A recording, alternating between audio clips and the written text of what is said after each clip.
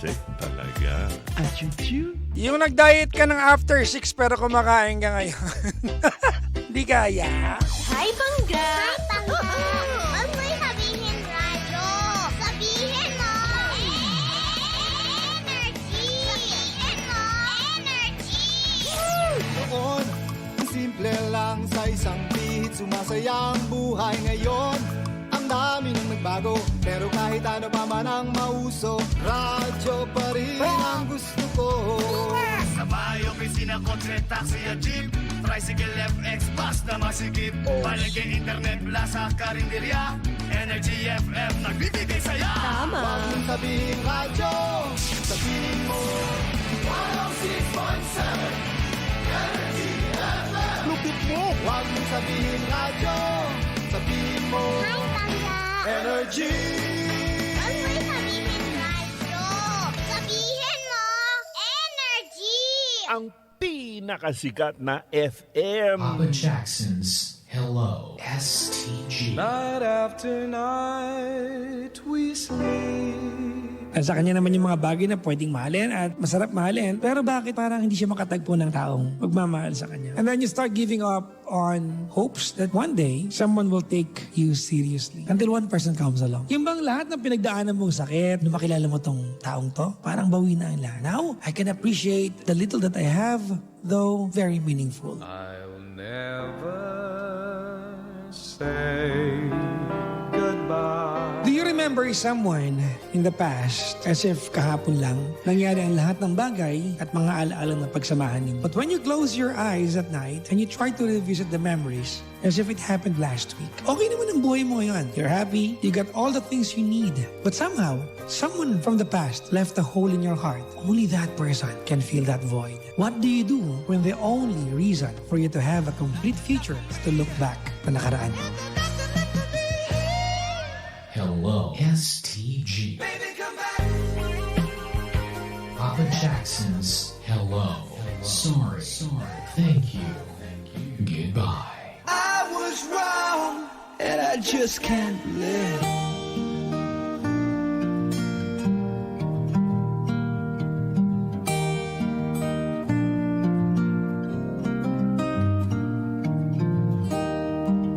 Ang oras sa Bunga Buluhan, 10:48, naka-energy na ba ang lahat? Kamusta kayo? Kayo ba ay same? Pero iba? Mula kanina, same ba kayo? Pero iba? Oo.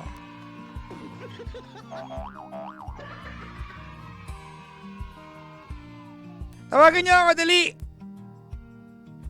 7001-7949 or 8721-2429. Ito, mayroon kaming pinagdadaan ng ngayon. Na krisis sa bahay namin sa probinsya.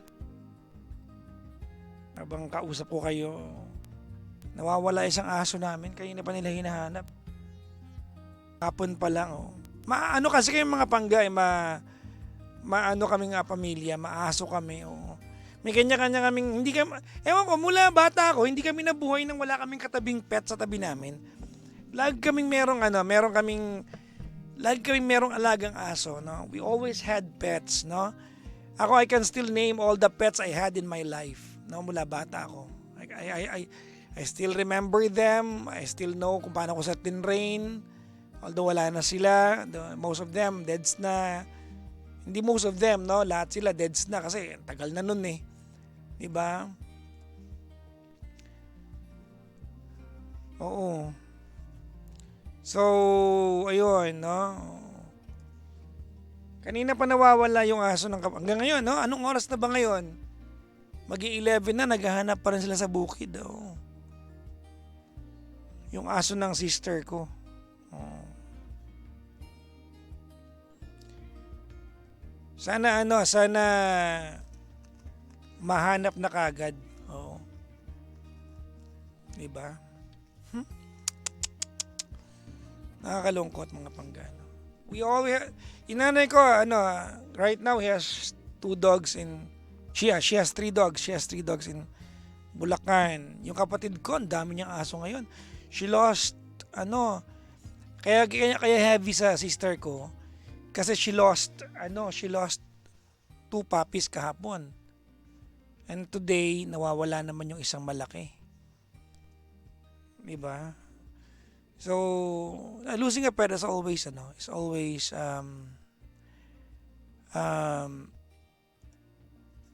it's always a painful, event, no, mga Pangga, no? Oo. Hindi, it's not something that, nothing that you can do in life can prepare you into losing someone or even a pet, mga Pangga, no? Oo, even a pet, no? Tsaka hindi kami may mga pet na na hindi kinakausap, yung nakatali lang, diyan bantay ka lang diyan. No? We want a pet na parang pamangkin mo siya, anak mo siya, ganun. Ay, sabi ni LV, uwi din yun. Sana nga eh, oo. Yung kapatid ko, siguro mga a good amount of 3 hours has been crying. Yung sister ko. Oo. Eh, lahat kami, kami. We are into pets and dogs. Ayan. Sa bahay namin, mga Pangga, di ba alam nyo naman ngayon yung sa bahay namin, yung sitwasyon sa bahay namin. Oh. There are 8 dogs running around. No, and I can name all of them. Miggy, Toshi, Charcoal, Mocha, Mushroom, Coco, Pompom, Elvis. 8. Walong aso. Plus, yung pusang hindi niya alam na pusa siya, akala niya dragon siya. Akala niya, hindi niya, alam na niya hindi siya aso. Pero ayaw niya maniwalang pusa siya. Naniniwala siyang isa siyang tiger, ganyan. A big cat. Oo. Diba? Hay, naka. Tapos si Beverly. Yung rabbit na naniniwala siyang pusa naman siya. Hindi ko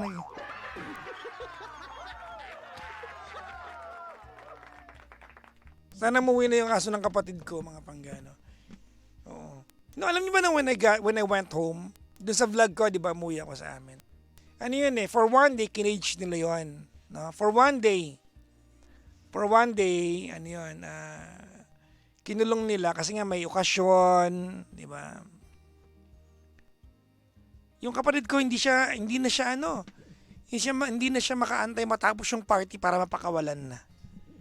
O kasi baka mamaya matakot sa bisita, umalis, no? So, kinage niya yun. Grabe. Sana muwi na yung aso ng kapatid ko.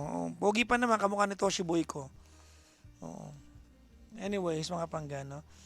Ito, may caller tayo, si L ng USA.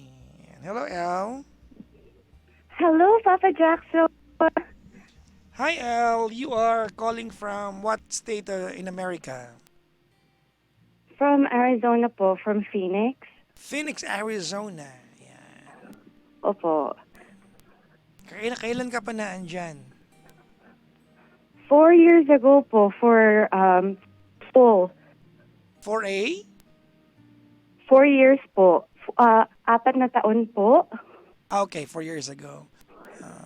Saan ka talaga sa Pilipinas na nandito ka pa? Actually, Papa Jackson, Tagalog and Filipino po is my second language. So, I was born and raised in the Middle East, kaya ako po kayo na unang pakinggan from my ex-boyfriend. Okay. So, he introduced me po to you, para po makapag-practice po ako ng Tagalog. So, wait lang. parents po You were raised and born in the Middle East? Opo. Saan doon? Anong parte ng Middle East? So, pinanganak po ako sa Dubai. Dubai. Pero po I was raised po sa Bahrain. Sa Bahrain. Pareho ko napuntahan na yan, dalawang bansa na yan. O pag po naririnig ko po kayo na may mga callers po kayo online na tumatawag po galing po Middle East, grabe po saya ko kasi it's very different po kasi talaga na it's a different country, they have different experiences po. So to answer your question po, My mom and my dad are, I think my mom is from Bataan and Pampanga at the same time. Tapos my father is from Ilocos Sur. Ilocano. Opo. But you never had the chance to stay in the Philippines for like a long period of time? No, hindi po. Actually, the longest time I've ever been po sa Pilipinas is during the Gulf War po. So my parents had to drop me po in Philippines and stay with my lola at lolo for How long? a year. And A year. for a year lang po. So from 1991, I think, to 92, I think. Pero po, so I think, kaya po marunong mag-Tagalog is, when I turned 9 po, my parents realized na hindi po ako ganun kagaling mag-Tagalog. So in-enroll po nila ako sa school para marunong po ako mag-Tagalog. I mean, minsan po pa rin, bulol po or Pilipit po Tagalog ko. Pero It's good that you're still trying to speak the language of yung origin ng magulang mo. Opo, kasi there's sense of humility po, I think, Yeah, for yeah. you to understand That's where good. you're That's from. good. Yeah, that's good. Yun ka po. Actually, pinabigyan po ko ni Mr. June. Sabi ko, gusto ko talaga tumawag at magpasalamat at humingi po ng advice. Mr. June, kung ilan po. Everyone calls him here Chairman. Oh, Chairman. Ay, sorry. Mr. June. Bago yun, Mr. June. We all call him Chairman. Ayan. Oh, Chairman po. Chairman Kasi meron pong Chairman three people. Shepherd. Oh. Chairman Shepherd. Oh my, new word. Oh my. Magamit nga yan sa mga friends ko. Anyways, Elle, what do you do? Actually, I'm a commercial credit analyst po. Oh, okay, that's something. That's something so technical. I don't want to ask anything about it. What can I do for you, though? Gusto ko lang po, first and foremost, how are you doing tonight? I know you were sick for a few days I am ago. better. Yeah, you know, I was so sick. I had dengue, but I am better tonight Oh, no. than last night. Yeah. Oh, that's good. God, that's good to hear. Kasi po, today, talaga every time to log in on YouTube, say you during half the day talaga to like laugh while I'm working. Oh, thank you. Actually, gusto ko lang po magpasalamat for one and to ask advice. So we could do either, whichever is much more. Doon na tayo for sa time. advice na yun. Thank you. I'm not really comfortable with appreciation. So advice na, sige, ano bang pwede kong itulong sa iyo, Elle? So conflicted po ko. Very special po siguro yung case ko, no? My parents po, they sent me here to United States for my master's. So I got my master's degree and I'm paying a student debt on my parents kasi po, they sent me here. So ang renegotiation ko po sa parents ko is they sent me here, I'll pay them interest on the sa pagpapaaral nila sa akin since I know a portion of their retirement is going to me to send me off to masters. And I think it is only fair to pay them back with interest similar to mga kasama ko dito, like my peers. Like it's very normal sa America, no? And so I do miss my mom and my dad dearly. Pero at the same time, here's my dilemma po, no? And I know life is short, so I'm conflicted. I do want to bring my parents here because I miss them. I want to see them. Where are they right but now? They're actually in Bahrain. Okay. They're still there. Okay. And na po, so ang hirap po kasi kung if I bring my parents here and then kumbaga syempre I want to ask Ma, can I remove that from my student loan kasi it's like 50%. But you know, 50, let's say if you spend 5,000, right, or 10,000 because of ticket, whatever, then you hati po kayo, right? And the expense. But at the same time, I'm guilty kasi matanda na parents ko. So bakit charge sila na dalhin sila dito for vacation when pinaaral nila ako. Okay. At the same time, I'm also very broke. I'm not broke, but just I'm trying to get back on my feet kasi po, I graduated po 2020 during COVID. So, ang hirap po Okay. talaga maghanap ng work after graduation. Yeah. Tapos po, immigration pa. So, it's just, ngayon lang po ko this year nakaka-recover. And I know my parents have, they can afford it.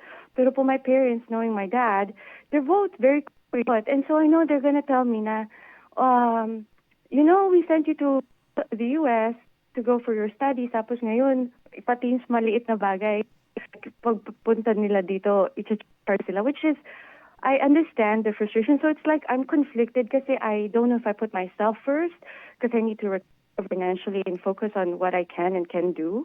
Or do I just become so much na money is not an issue, kalimutan muna natin kasi tumatanda sila. So that's what I wanted to ask kasi it's just, I don't know, I go back and forth for the past few months on it. Okay. Question number 1. If they come over to the US, that's for a vacation, right? Mm-hmm. Okay. Whose initiative was that? Was that yours? Yes, kind of po. Actually, my parents are expecting po because they usually come to the U.S. for vacation every po na we were growing up. Parang yun ang vacation namin. Okay. Pero this time, of course, it didn't. Kasi iba na po, of course, tumatanda na parents ko. Iba na po yung earning capacity nila, di ba? And granted, they have savings and retirement. They're financially stable po. Pero I think the mentality po na they sent me to U.S. school and may utang pa po ako sa kanila. Pero nahihirapan po ko kasi at the same time parang I miss my mom pero I need to save. I need to be okay. Parang ganun po. All right. Does that answer your question po? Yeah. So, basically, in your own resources, you cannot afford to fly them from Bahrain to US. Tama ba ako? Well, kinuha ng camel. Ang ganda pa nung islang ko doon. Chairman, ang ganda pa nung English ko doon, Chairman. Ang ganda nung English ko doon, ha. So basically, andiin pa ng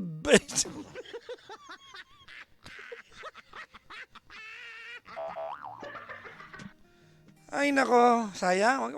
Medyo maganda sitwasyon ni Elle. I think Elle is a good daughter, no? Oo, di ba? Oo. She's back. Oo.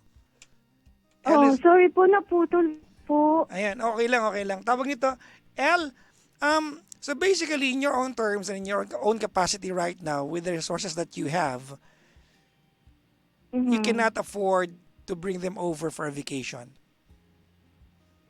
I can afford them, to correct myself po, I can afford to bring them here. Pero po kasi there's a looming recession po for the next 2 quarters. And alam niyo naman po dito sa Amerika, especially pag foreigner ka, wala po kayong safety net. Hindi ko gaya po ng Americans na they lost their job in COVID, tapos people got the stimulus check or parang 3 months of salary or 1 month of salary. So yun po yung concern ko na wala pong sasalo sa akin kapag mangyari po, hindi pa po ko nakaipon ng 2 to 3 months emergency fund. So Pero po kung dadalhin ko lang po yung... that answers my question. You cannot afford it. Because that will put you into rock Opo, bottom. You cannot afford it, period. Tama? Opo. Pero po nagagalit po si Mami, sumasama loob niya, tapos nawawala yung sense of realism niya. So, doon po ako nag-guilty. Ganito ko po yan. tumatanda siya. So, Well, siguro Ano naman po? that we can both agree sa part na yan, no? As we all grow older, we become more not just sensitive but extra sensitive. opo. Oo, talagang kumbaga naging talagang balat sa buwes talaga tayo, no?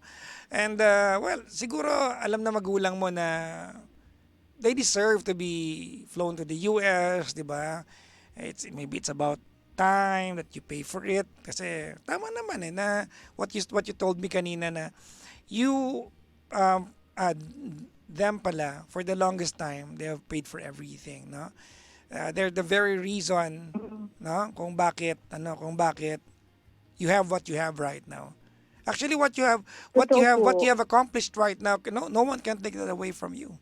That's it. You're set for life. You just have to work, but you're set for life. Actually, actually po, may share lang po ko, no? So the whole time po na nasa States ako, and I've been trying to break stereotypes po for Filipino women. In like po sa nasabi niyo, kaya ako gusto mag-thank you sa inyo. Kasi ang dami pong Filipino women I grew up with that had the same mentality of when you get the calls. And then you tell them po na you have to be emotionally, financially stable, that you should love yourself and put your self-worth first before any superficial things. So I think me growing up talaga, I was very driven to break that stereotype and make Filipinos proud, to break that hindi lahat ng Filipino nurse, we can do other things. And so because of that, I was granted that privilege, and I always want to pay that forward. But of course, even if I'm involved in a lot of non-profit and charity, hindi ko pa, it's very ironic and guilty on my part. Kaya po, alam ko mahal na mahal niyo po mami niyo, lagi niyo tinatawagan, and lagi niyo po minimension. Kaya sabi ko, I need to ask advice from a son who tries to be a great son. Kasi I really want my parents to be happy. Kasi matanda na po sila, maliit na po, kumbaga mas short yung lifespan nila kaysa sa akin. Yeah. So kaya po, I'm Twilight, glad po that kumbaga, you twilight reiterate- years na nila, di ba? Ano po? Twilight years na. Opo. So kaya po gusto ko pong tanungin sa inyo kung practical po, una ko po muna yung rational, instead yung emotion. Hindi naman po tinatanggal ko po yung obligasyon ko bilang anak. Ganito, Pero gusto El. ko po syempre maging masaya parents ko. Ganito, El. Alright, now. Opo. Now that I'm hearing it from you, straight from you, na you want, your bottom line is you want them to be happy. Tanggalin muna natin yung kasi may nabanggit ka kanina na you're thinking of asking them that if you can actually deduct that from your payables to them, no? Like half it po, not the full amount, pero half lang po. Kasi it's Well, not, I think you know, not even a quarter. I don't think it would really sit well sa kanila pag ginawa mo yun. yun nga yung naisip ko. So Opo. let's not even talk about that kasi that shouldn't be a part of your options. Mhm. No. Kasi eto nga alam na nanay mo na pwede kang mabroke pero nagtatampo pa rin siya. Ano pa kaya pag sinabi mo sa kanya na, sige, pero ibawas ko yung kalahati sa utang ko sa inyo, baka lalo magalit yun kasi mas nakakagalit yun eh. Opo, actually naisip ko po yun, kaya naitanong ko po talaga. Kasi nga po, every month talaga on time po ako magbayad. Pero po ayoko pong mag-isip sila na, nakarating lang siya sa States, nag-iba na yung ugali niya, naging American na siya, gano'n. Hindi naman po, no? Okay. Ganito na lang.